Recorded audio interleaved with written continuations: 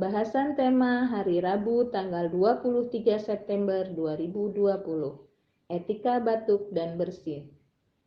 Teman-teman, hari ini kita akan membahas tentang etika batuk dan bersin.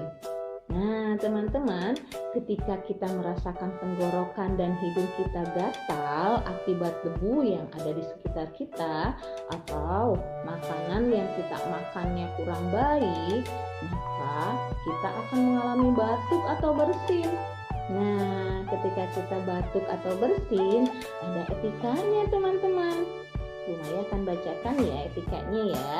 Yang pertama, ketika kita batuk atau bersin, kita harus menutup mulut dan hidung dengan tisu. Ya. Yang kedua, jika kita tidak ada tisu, boleh menggunakan lengan atas atau siku ya untuk menutupi saat batuk dan bersin.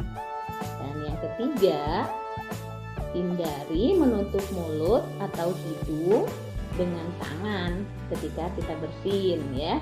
Yang keempat, buang tisu bekas batuk dan bersin langsung ke tempat sampah.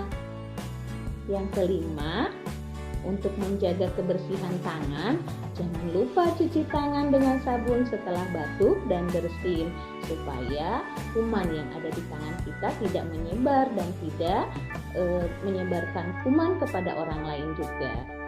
Yang keenam, jika sabun dan air tidak tersedia, tidak ada, boleh teman-teman menggunakan pembersih tangan yang mengandung alkohol minimal 60% untuk membersihkan tangan teman-teman dari virus dan kuman.